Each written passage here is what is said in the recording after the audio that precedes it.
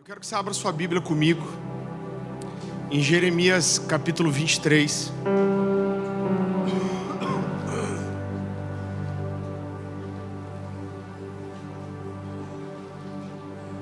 Queridos, eu acredito que eu preguei essa mensagem uma vez só na vida, em 2019. E ela é, sem dúvida nenhuma, uma mensagem profética. E eu lembro que quando o Senhor me deu essa palavra, eu falei sobre um tempo de juízo em 2020. E foi inclusive quando estourou a pandemia. E por 4 anos eu entendi que eu não deveria pregar mais essa mensagem. Mas hoje eu sinto uma comissão do Senhor. Eu creio que ela vem para mais um tempo profético. Jeremias capítulo 23, a partir do versículo 9. A palavra do Senhor diz assim, Jeremias 23, 9. Acerca dos profetas, o meu coração está partido dentro de mim. Todos os meus ossos tremem, sou como um bêbado, como um homem vencido pelo vinho, por causa, Senhor, das suas santas palavras. A terra está cheia de adúlteros, e por causa disso a terra chora e as pastagens do deserto estão secas. Seu modo de vida é perverso e seu poder é ilegítimo. Tanto o profeta como o sacerdote são profanos. Até no meu templo encontro suas iniquidades, declara o Senhor. Por isso o caminho deles será como lugares escorregadios nas trevas, para as quais serão banidos e nelas cairão. Trarei desgraça sobre eles no ano do seu castigo, declara o Senhor. Queridos, para que a gente possa entender um pouco mais a profundidade das palavras desse homem, eu queria que a gente falasse um pouquinho sobre quem era Jeremias. E Jeremias nasceu numa cidade chamada Anatote. Era uma cidadezinha que ficava a 5 quilômetros de Jerusalém. E Anatote significa resposta de oração. E o nome Jeremias significa aquele a quem Yahvé designou. E a gente vai ver que tudo na vida desse homem tem um cunho profético. Há uns 5 anos eu sinto Deus me dizer, olhe para Jeremias, dê atenção para Jeremias de uma forma especial, porque a vida de Jeremias tem um cunho profético de valor especial para o dia de hoje, de agora, da sua geração. E talvez a gente conheça pouco sobre Jeremias ainda. No versículo 23 de Jeremias, versículo 18, capítulo 23, versículo 18. Vocês já me ouviram provavelmente citar esse texto aqui, mas eu amo esse texto. Ele diz, porque quem esteve no conselho do Senhor e viu e ouviu a sua palavra, quem esteve atento à sua palavra e a entendeu. A palavra traduzida como conselho aqui é a palavra hebraica kod, que fala de uma reunião íntima familiar, como um pai que senta na mesa para comer com seus filhos adultos e estende uma longa conversa depois do jantar. Fala de intimidade. E Deus está dizendo para Jeremias, olha, haviam muitos profetas, quem esteve na minha mesa, ouviu o meu conselho, ouviu minha palavra e a entendeu. E o próprio Deus está dizendo isso, né? E a marca de Jeremias era esse lugar de intimidade. Jeremias foi um profeta que anunciou palavras muito duras de Deus, destacando sempre a importância da fidelidade ao Senhor e da necessidade de ter um relacionamento íntimo com Ele. Então Jeremias começa profetizando muito jovem. Jeremias começou a profetizar com cerca de 20 anos, durante o reinado do rei Josias, com quem ele tinha um bom relacionamento. Mas depois que Josias morre, a coisa começa a apertar para Jeremias. E já no capítulo 1, olha, eu amo esse texto, queridos, como a Bíblia escolhe apresentar a forma que Deus escolheu para levantar esse homem. Vai comigo para Jeremias capítulo 1. Versículo 5. A palavra do Senhor diz assim, já no começo do livro.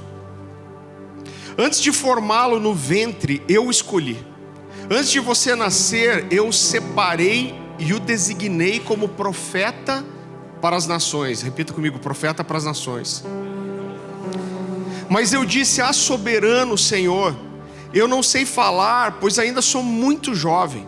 O Senhor, porém, me disse: não diga que é muito jovem.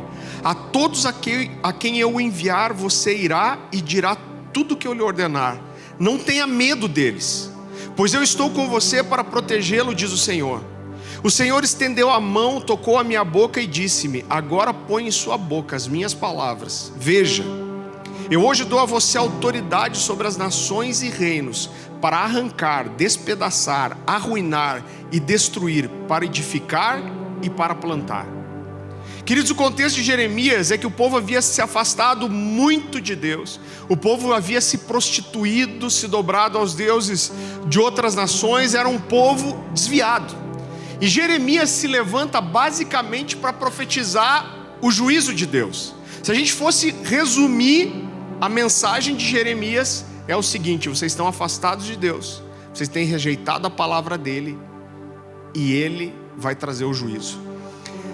O contexto fica mais complicado porque mesmo o povo estando desviado, afastado de Deus, mergulhado em prostituição, existiam vários pseudo-profetas que se levantavam no meio de Israel profetizando coisas boas para esse povo vagabundo desviado.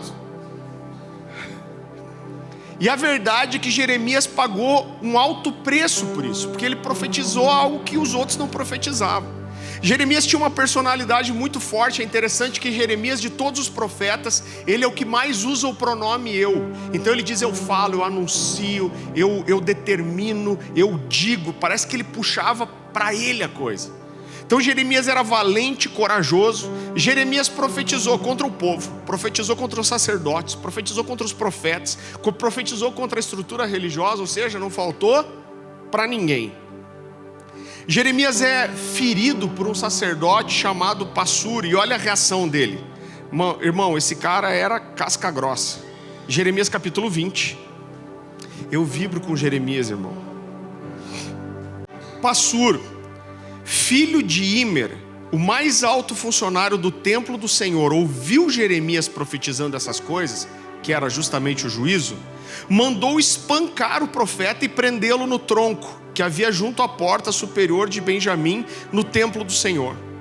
Na manhã seguinte, quando o Passur mandou soltá-lo do tronco, Jeremias lhe disse: ele passou a noite inteira preso no tronco. Aí quando o sacerdote que prendeu ele vai soltar, olha o que ele diz: o Senhor já não o chama Passur, e sim Magor Missabib, que significa terror por todos os lados.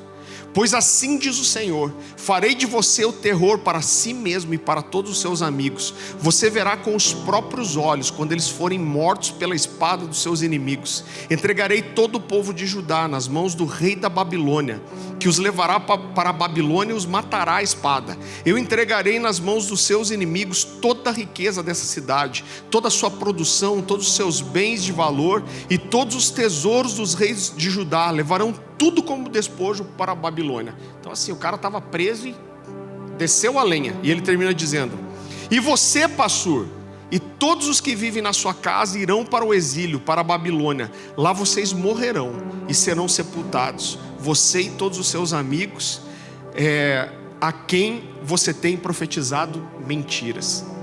Então logo depois disso, Jeremias é perseguido. Jeremias, com toda a sua sinceridade, a sua língua afiada. Eu amo, queridos, a sinceridade de Jeremias, porque Jeremias ele rasga o coração dele para Deus. E olha a sinceridade desse homem. Ele tem a moral de chegar diante de Deus e falar para Deus que ele está se sentindo enganado. Ele fala: Deus, o Senhor me enganou. Vá comigo para Jeremias capítulo 20, versículo 7. Ele diz assim: Senhor, tu me enganaste. Eu fui enganado, foste mais forte do que eu e prevaleceste. Sou ridicularizado o dia inteiro e todos zombam de mim. Estava de cara. No versículo 8 ele diz assim: sempre que falo é para gritar que há violência e destruição. Por isso a palavra do Senhor trouxe-me insulto e censura o tempo todo. Mas se digo, não mencionarei nem mais falarei em seu nome. Então algumas vezes ele se revoltou e falou: Deus, agora eu não profetizo mais, não vou mais falar no seu nome, porque o Senhor só me levanta para profetizar desgraça. Ele diz: mas toda vez que eu digo não mencionarei mais o seu nome, não falarei em seu nome, é como se um fogo ardesse em meu coração, um fogo dentro de mim. Ele diz: estou exausto, tentando contê-lo, mas eu já não posso mais. Quando Deus chama Jeremias para ser um profeta, lembra que a gente leu no capítulo 1? Deus fala para ele: eu escolhi você para ser um profeta para as nações. Só que a vida de Jeremias passa, querido, e ele nunca saiu da região de Jerusalém. Mas a palavra dele saiu, e inclusive chegou até nós, amém? Jeremias é perseguido, ameaçado de morte, espancado, preso, ridicularizado, rejeitado. E existe um momento que quando Jeremias está preso, espancado, ele é proibido também de ter filhos. E até que a Bíblia não diz isso, mas a tradição diz que no final da vida ele é exilado no Egito. Quem vai com ele é Baruque, seu fiel escudeiro. E quando ele chega no Egito, adivinha o que ele faz? Começa a profetizar juízo de volta contra os judeus. Então esses judeus se levantam e apedrejam Jeremias. A Bíblia não diz, mas a tradição diz que é assim que esse homem encerra a sua carreira. Mas apesar de tudo isso, Jeremias é o profeta maior. O livro de Jeremias é o livro profético que tem mais palavras. Jeremias profetizou por 40 anos. O Novo Testamento tem pelo menos 40 citações de Jeremias. Esse é Jeremias valente, corajoso e forte. Agora eu gostaria de voltar com você para Jeremias 23. Você nem precisa abrir, na verdade, que foi o texto que a gente leu. E eu gostaria de voltar e desenvolver cada um desses pontos agora. Ele diz acerca dos profetas: o meu coração está partido dentro de mim, todos os meus ossos tremem. Então Jeremias está falando aqui da dor que ele sentia de ver não só o povo se desviar da verdade, mas ver os profetas se afastarem não só daquilo que era profético de verdade, mas se afastarem da palavra de Deus. Então ele diz: o meu coração está partido. Ele diz: os meus ossos tremem. Ele fala de tristeza, de temor. Jeremias recebe uma palavra de juízo de Deus contra a nação. Então, só para você entender o conceito aqui, querido, lá em Levítico, Deus está dando uma palavra de bênção para o povo. E ele fala: olha, eu quero abençoar vocês. Deus fala: olha, eu plantei vocês nessa terra, eu vou trazer chuva, a terra vai produzir o seu fruto com abundância. Aí Deus diz assim: a não ser que vocês sejam desobedientes. Porque se vocês forem desobedientes, eu vou transformar toda essa bênção em maldição. Deus diz: se vocês se desviarem dos meus mandamentos, eu vou fazer com que outras nações persigam vocês. Eu vou espalhar vocês pela terra, vocês vão habitar em terra estrangeira, se vocês não cumprirem os meus mandamentos. E o primeiro mandamento que eles não cumpriram é que Deus deu uma ordem específica, que a terra deveria cumprir um ano sabático. O que significa isso? Então a terra deveria ser trabalhada por 6 anos, mas no 7º ano ninguém deveria plantar nada. Você só deveria colher o que nasceu sozinho, mas você não podia cultivar a terra. E queridos, o povo fez isso por muitos anos, desobedecendo o mandamento do Senhor. Se você quiser ir comigo rapidinho, Levíticos 26.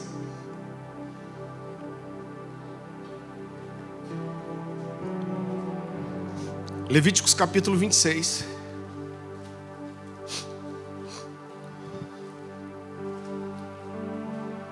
A partir do versículo 33. Deus está dizendo: olha, eu quero trazer bênção, prosperidade, chuva. Mas se vocês desobedecerem, Deus diz assim, Levíticos 26, 33: espalharei vocês entre as nações e desembainharei a minha espada contra vocês. Sua terra ficará desolada e as suas cidades em ruínas. Então a terra desfrutará os seus anos sabáticos, enquanto estiver desolada e enquanto vocês estiverem na terra dos seus inimigos. E a terra descansará e desfrutará os seus sábados. Enquanto estiver desolada, a terra terá o descanso sabático que não teve quando vocês habitaram. Então Deus está dizendo assim: se vocês não cumprirem esse descanso sabático da terra, sabe o que eu vou fazer? Eu vou arrancar vocês desse lugar.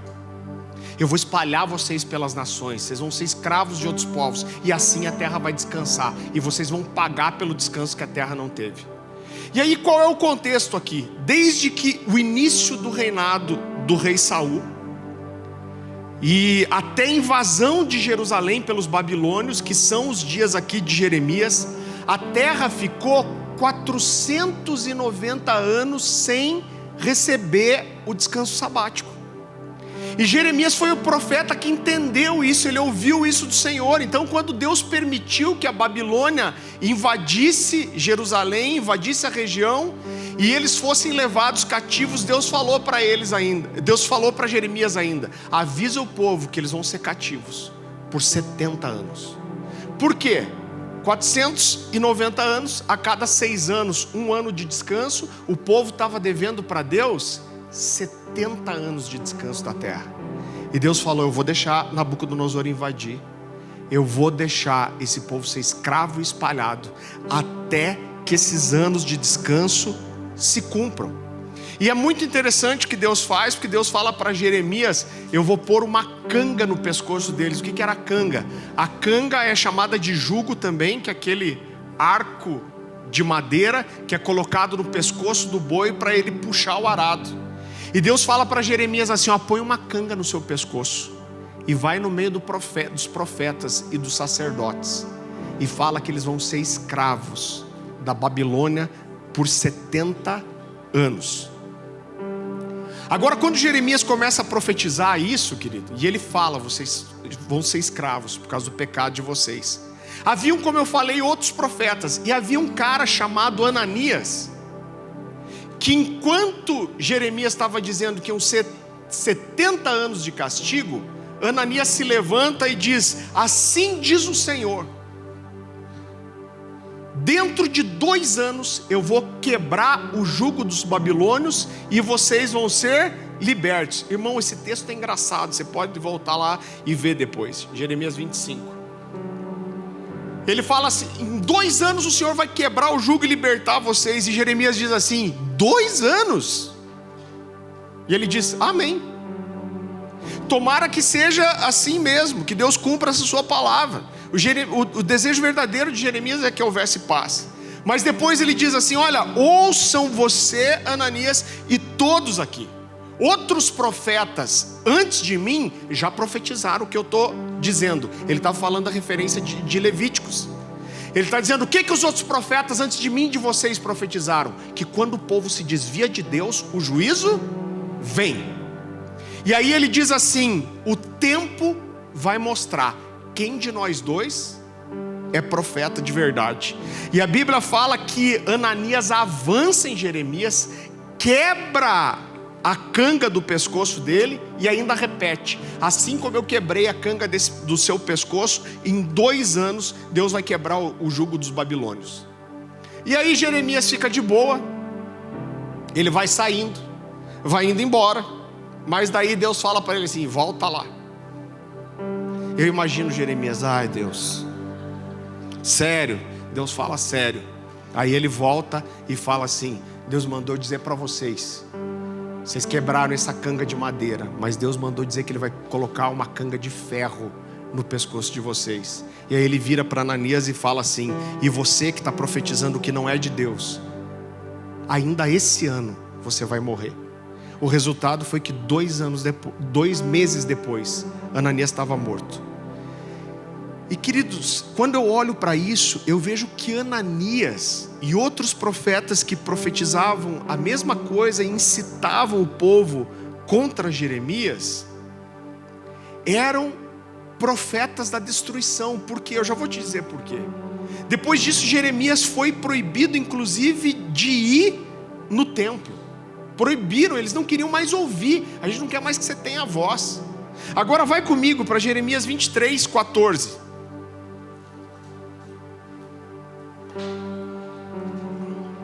Olha como esse texto é forte, irmão. Qualquer coincidência é mera semelhança.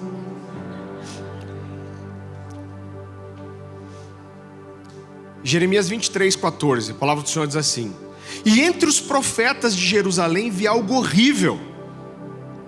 Eles cometem adultério e vivem uma mentira. Encorajam os que praticam o mal, para que nenhum deles se converta da sua impiedade. Olha só, ele está dizendo que aqueles que praticam a iniquidade são incentivados. Isso faz com que essas pessoas não se arrependam. Para mim são todos como Sodoma, o povo de Jerusalém é Gomorra. Por isso assim diz o Senhor dos Exércitos acerca dos profetas: eu os farei comer comida amarga e beber água envenenada, porque dos profetas de Jerusalém a impiedade se espalhou por toda a terra. Assim diz o Senhor dos Exércitos: não ouçam o que os profetas estão profetizando para vocês. Eles os enchem de falsas esperanças, falam de visões inventadas por eles mesmos e que não vêm da boca do Senhor. Vivem dizendo aqueles que desprezam a palavra do Senhor. Olha só, querido, ele está dizendo, eles estão dizendo para aqueles que estão desprezando a palavra.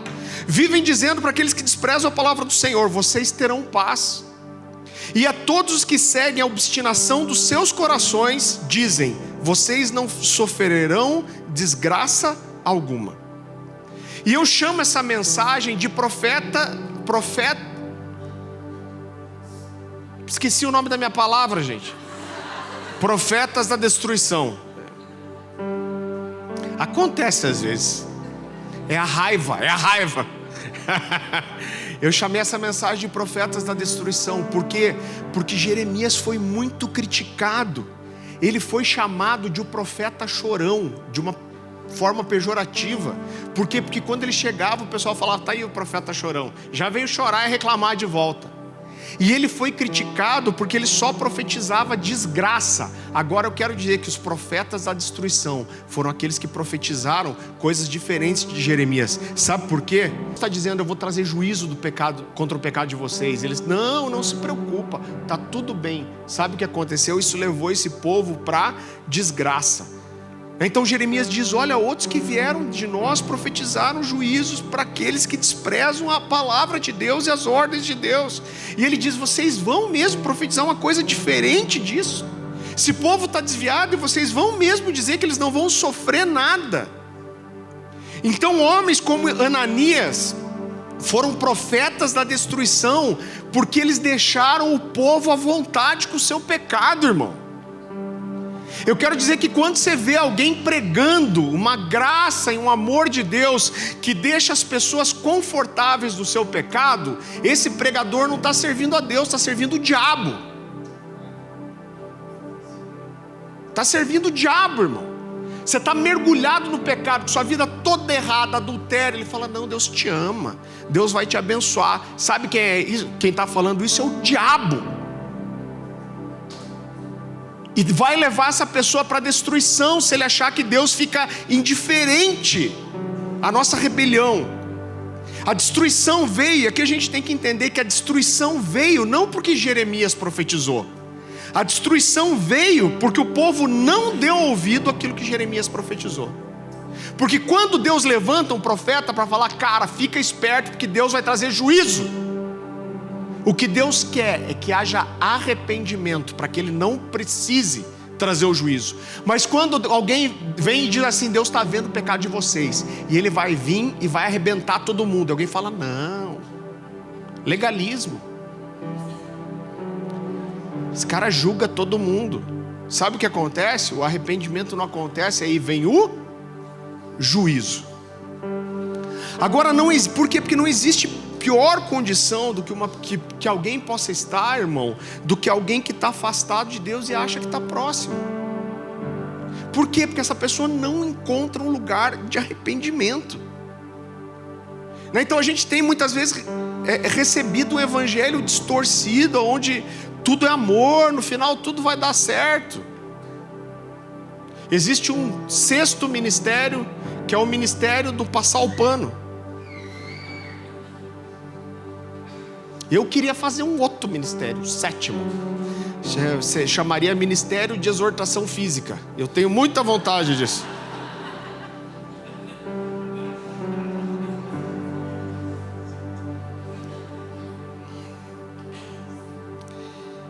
E Jeremias olha para tudo isso, ele diz: o meu coração está partido pelos profetas, e os meus ossos tremem.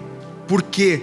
porque Jeremias sabia o que ia acontecer se o povo não se arrependesse. E os profetas, irmão, que podiam alertar o povo sobre as consequências do pecado, para que o povo se arrependesse, esses profetas que podiam fazer isso, eles estavam profetizando bênção e paz. Agora, sabe uma coisa que é muito triste? Eu profetizei isso 4 anos atrás, e eu vejo a manifestação daquilo que eu profetizei. A gente estava vivendo um tempo em que as pessoas estavam dentro da igreja, vivendo uma vida dupla, afastadas de Deus, e estavam tentando esconder isso. Agora a gente está mudando para um tempo onde as pessoas estão na igreja com a vida toda errada também, mas elas estão tentando defender que estão certas agora. Então você que é legalista, você que é religioso, você que não perdoa, são filhos pródigos, perdidos, gastando a herança dentro da casa do pai. O pior é que esses encostos não saem da igreja ainda, irmão.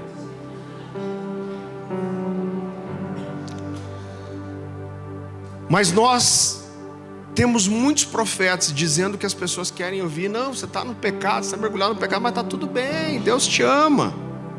Se você precisasse se esforçar para ser santo, isso não seria mais graça, seria seu próprio esforço. E Deus não vai dividir a glória dele com ninguém. Parece o diabo falando. Vai dar tudo certo, não vai ter consequência, Deus é bom. E assim eu tenho conhecido, queridos, muitas pessoas que se afastaram de Deus, se perderam. E em algum momento elas são alcançadas pela calamidade do seu pecado. E aí quando a desgraça vem, elas ficam culpando Deus ainda. Deus fez isso comigo, Deus fez aquilo comigo. Depois Jeremias diz assim: eu sou como um bêbado, como um homem vencido pelo vinho, por causa, Senhor, das suas santas palavras. Tem uma canção do Alessandro Vilas Boas chamada Jeremias 23, que o refrão é: sou como um bêbado vencido pelo vinho, por causa das suas santas palavras. Eu amo essa música, é uma das canções dele que eu mais gosto. Ele fala: cara, eu não canto essa música nas igrejas porque o povo não entende. Agora o que Jeremias está falando é tão forte. O que Jeremias está falando? Ele está fazendo uma referência às palavras de juízo de Deus. Ele está dizendo: as tuas palavras, elas me fazem cambalear. Por quê? Porque eu tenho temor daquilo que você fala. Ele diz: Deus, quando você libera as suas palavras, eu fico atordoado como um bêbado, eu caio de joelhos. Sabe por quê que Jeremias ficava assim?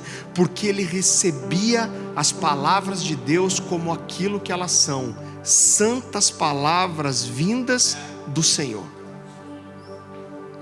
Então Deus alerta o povo e diz: se vocês não se arrependerem, um juízo terrível e devastador vai vir. Então se arrependam. E Jeremias fala: suas palavras me deixam como bêbado. Então Jeremias, ele sempre pregou, querido, um Deus de misericórdia, mas ao mesmo tempo ele nunca deixou de mostrar as consequências que viriam por causa do afastamento de Deus. Então Jeremias fala dessas santas palavras de Deus, e ele está falando do efeito que a palavra de Deus causava nele. Então ele fala de temor, ele fala de tremer os ossos, ele fala de cair como um embriagado. Jeremias era um homem que amava a Deus, e as suas santas palavras o faziam cambalear, porque ele recebia essas palavras como aquilo que elas eram, como palavras de Deus, como palavras da verdade, como palavras reais e palavras que sim se cumpririam. Por que Jeremias foi apedrejado e proibido de ir para o templo? Porque ele não se contentou em dizer aquilo que as pessoas queriam ouvir.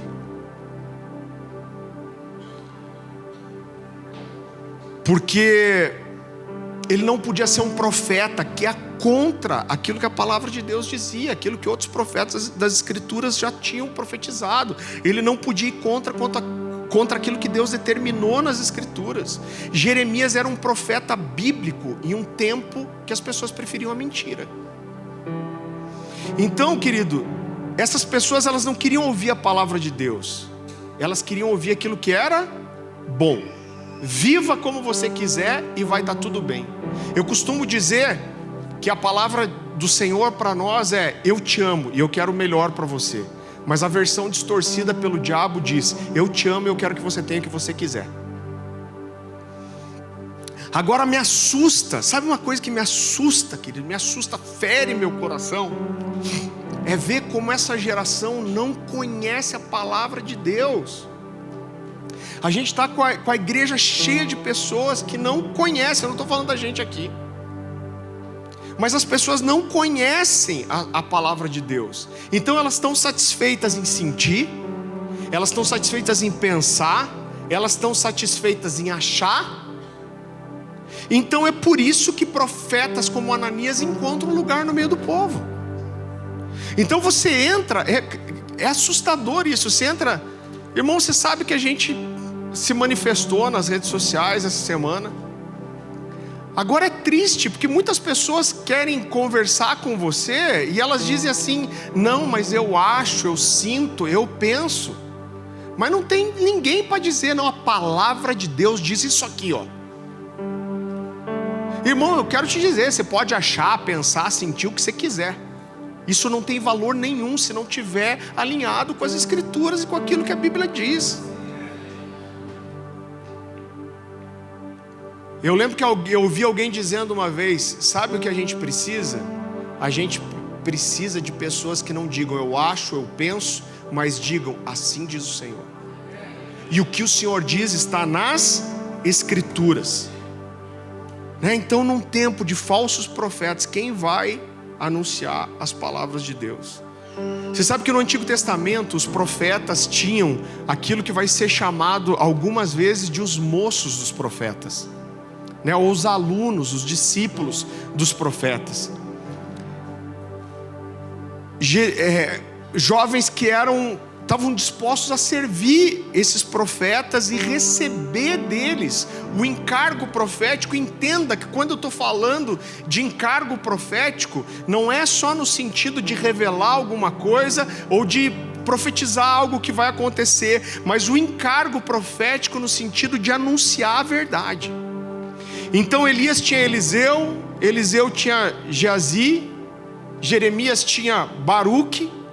E uma coisa que eu sinto gritar no meu coração, querido, nessa noite, é uma voz que diz para mim assim: aonde estão os moços?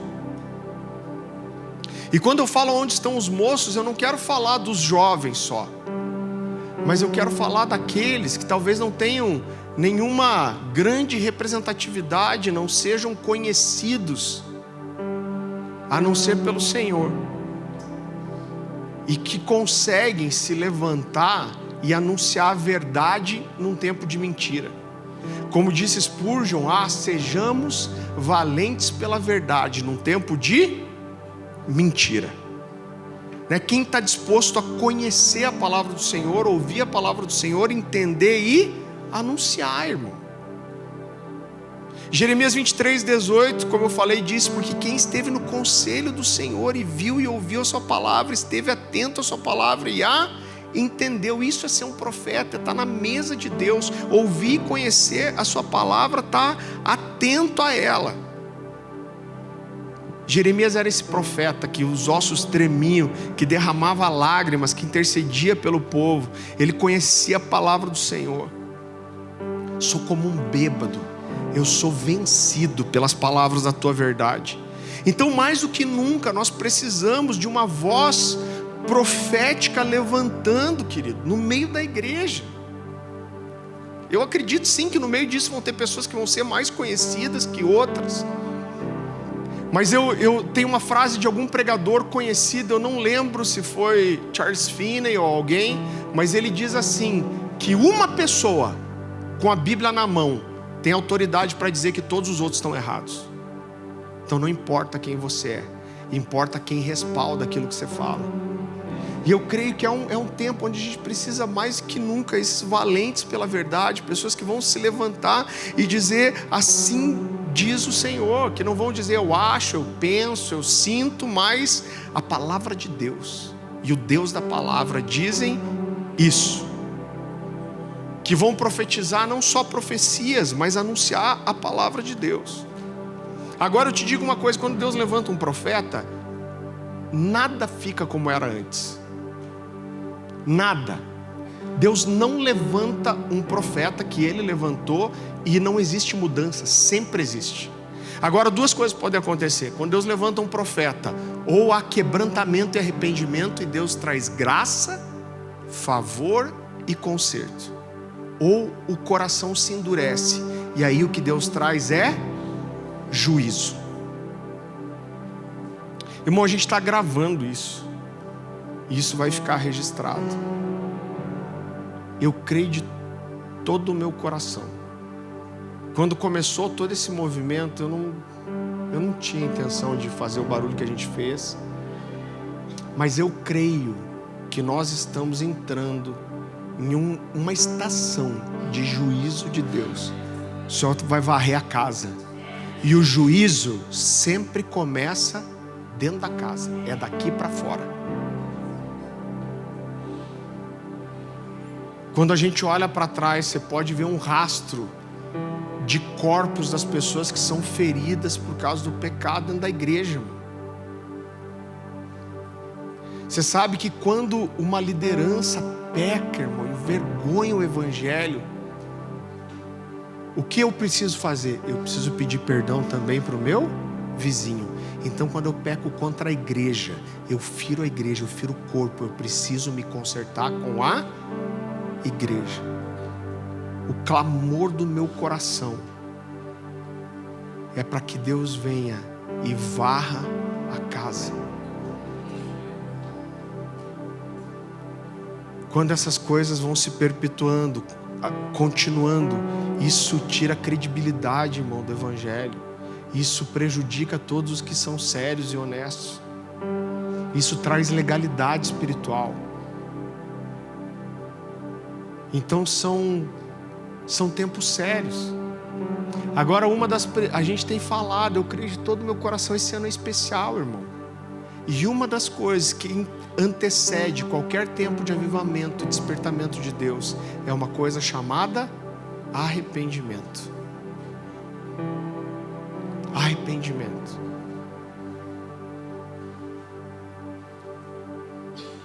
Eu quero orar com você. Eu queria que a gente tivesse um tempo de oração. Eu queria convidar você a orar comigo pela Igreja de Jesus no Brasil, mas em especial em Curitiba e na região metropolitana. Que o Senhor traga a luz. Eu sei que existe uma ideia que é mais ou menos assim: ah, pastor, mas quando expõe, isso prejudica a igreja, isso fere a noiva. Irmão, o que fere a noiva é o pecado, não é a luz mostrando. É assustador pensar que as pessoas acham que encobrir o pecado é melhor do que tratar, irmão. Coisa do diabo.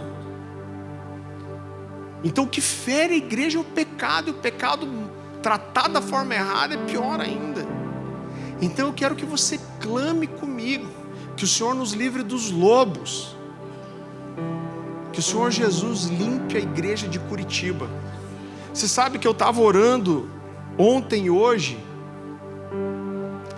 e eu falo para Deus às vezes, irmão, eu sou sanguíneo, eu falo: Deus, eu vou botar o povo para orar, para que Deus traga justiça. Aí eu penso: cara, mas a gente é uma igrejinha, eu acho que eu tenho uma mania de grandeza, Deus. Eu falei: nós somos pequenos, mas somos metidos. Eu falei: Deus, acho que eu tenho uma mania de grandeza. Cara, eu ouvi Deus falar comigo: você não precisa ter uma igreja enorme, você não precisa ser conhecido, você precisa só que eu respalde aquilo que você fala. Irmão, eu posso estar sozinho, se o Senhor respaldar aquilo que minhas palavras dizem, o bicho vai pegar. Eu creio que eu estou aqui liberando uma palavra de Deus. Eu queria que a gente pudesse orar pela nossa cidade. Eu vou começar orando, eu vou chamar aqui o pessoal da adoração, mas eu queria que a gente estendesse essa oração. E eu, em nome de Jesus, eu quero liberar uma palavra profética sobre você. Eu creio que o Senhor vai te dar o que orar. Esteja sensível. Eu vou conduzir o começo de uma oração, mas deixa Deus te usar como um profeta que está aqui nessa pequena casa, liberando uma palavra de Deus, irmão. E liberando nos céus, intercedendo, clamando. Você pode orar comigo? Vamos ficar em pé? Senhor Jesus, nós nos colocamos diante do Senhor nessa noite, Senhor. Nós amamos a sua igreja, nós amamos o Senhor, amamos o seu nome, Senhor.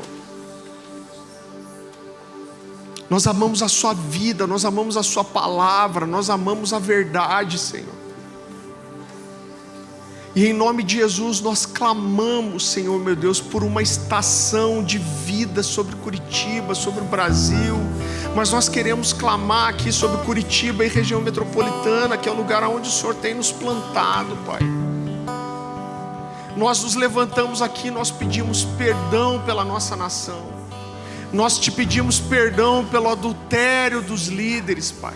Nós te pedimos perdão pela mentira dos líderes. Nós te pedimos perdão pelo abuso da liderança, Senhor. Nós pedimos perdão por aqueles que tratam, Senhor, com 2 pesos e 2 medidas, Senhor. Nós pedimos perdão para o Senhor a respeito dos lobos que se aproveitam da igreja para interesses pessoais, Senhor, interesses políticos. Nós clamamos pela sua misericórdia, Pai. Mas nós te pedimos, varre a sua casa, Senhor. Limpa a igreja, Senhor. Em nome de Jesus, Senhor, que o Senhor não permita mais que aquilo que está oculto seja trazido à luz.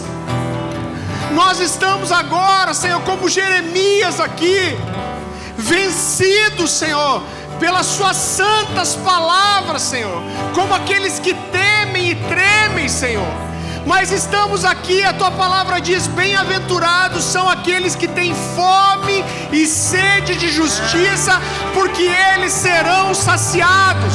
Nós clamamos, Senhor, santifica a sua igreja, que o Senhor tire do seu lugar aqueles que saqueiam, roubam, mentem, enganam, ferem, maltratam a igreja, Senhor.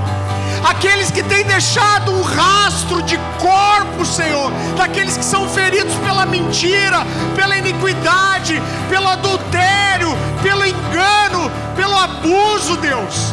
Vem, Jesus. A sua igreja que clama: vem, Jesus. Venha, Jesus, e limpa a sua casa. Traga à luz o que está oculto, escondido, Senhor. Traga vida, traga justiça, Jesus. Nós clamamos para que o Senhor venha, Pai. Que o Senhor guarde aqueles que têm sido envergonhados por esses falsos mestres, Senhor. Têm sido envergonhados. Existem tantos homens de Deus sérios, apaixonados, mas existem os lobos. Traz o roubo à luz, traz o adultério à luz, traz a mentira à luz, traz a politicagem à luz. Traz a luz, Senhor, traz a luz, mostra, revela, Senhor. Perfumamos ela toda, nós preparamos a mesa, tome o lugar de honra, nós arrumamos a casa. Perfumamos ela toda, nós preparamos a mesa. Tome o lugar de honra.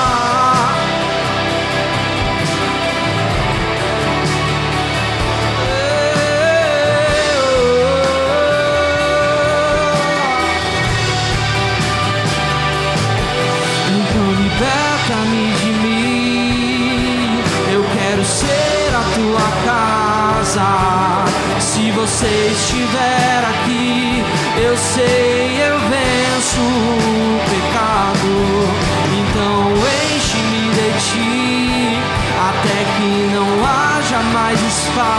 venço, pois quando estou em tua presença, meu viver é transformado. Então liberta-me de mim, eu quero ser a tua casa. Se você estiver aqui, eu sei, eu venço o pecado. Então enche-nos de ti, até que não haja mais espaço, pois quando estou em tua presença, meu viver é transformado.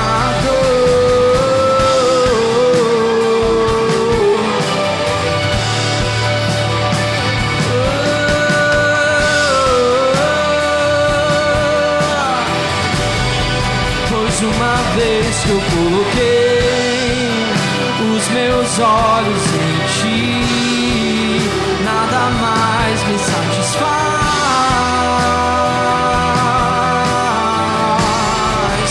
Uma vez que eu coloquei os meus olhos em ti, nada mais me satisfaz.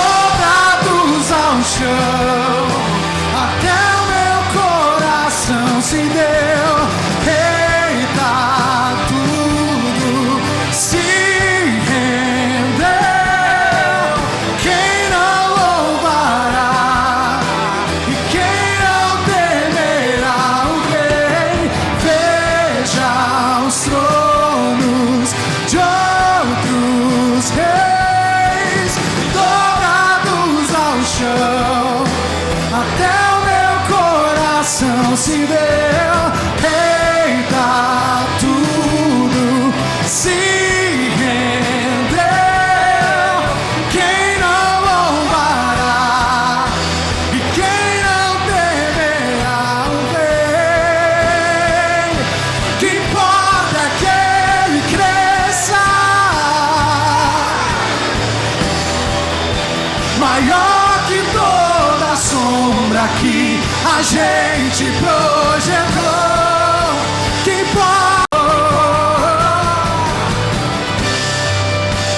importa é que ele cresça, maior que toda sombra que a gente projetou. Que importa é que ele seja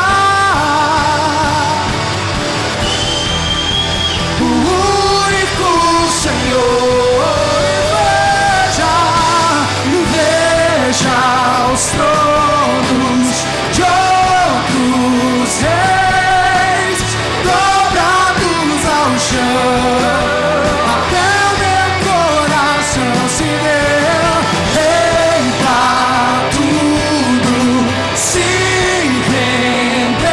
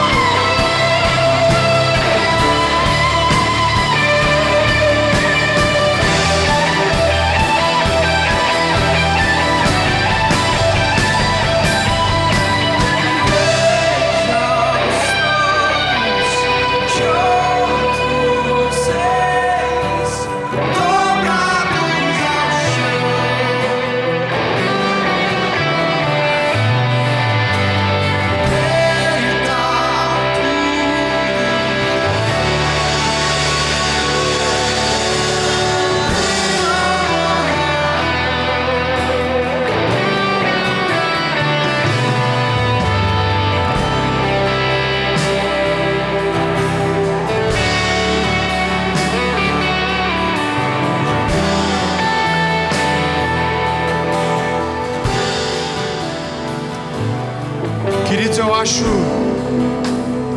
que todos vocês conhecem, sabem quem foi Martin Luther King. Esse homem foi um homem de Deus que se levantou nos Estados Unidos durante o tempo de segregação racial. E quando ele estava já recebendo ameaças, você sabe a história, ele acabou sendo morto depois. Mas ele conta uma história que um dia ele estava em casa e o telefone tocou e homens ameaçaram ele e sua família.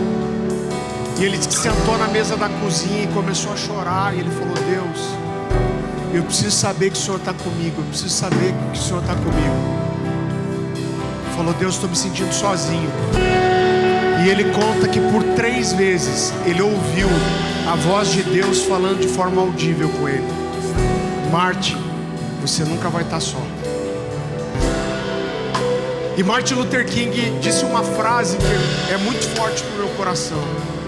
Ele disse assim: o que me incomoda não é o grito dos maus, mas é o silêncio dos bons. Que o Senhor nos dê como geração, como família espiritual, essa coragem de anunciar a verdade e não negociar valores, em nome de Jesus. Quero te convidar, vamos orar por isso essa semana. Falar: Jesus, traz à luz as coisas, traz à luz o que está oculto. Amém? Estenda suas mãos para receber. Senhor Jesus, nós te agradecemos por essa noite. Nós te agradecemos por tudo que o Senhor tem feito no nosso meio. Nós te agradecemos porque o Senhor é Deus forte. E nós sabemos que um dia todo joelho se dobrará e toda língua confessará que Jesus Cristo é o Senhor. Nos guarda, nos levanta, traz o espírito da profecia no meio dessa igreja, Senhor. Que nós possamos ser essa voz profética na nossa cidade, na nossa geração, nas nossas famílias, nos nossos trabalhos, Senhor. Nos leva agora em paz e em segurança. Senhor Deus, que o seu amor seja revelado a nós. Jesus, que a sua graça se renove a cada dia. Espírito Santo, que nós possamos cada vez mergulhar mais em uma intimidade verdadeira e profunda contigo. Em nome de Jesus. Amém, querido? Deus te abençoe.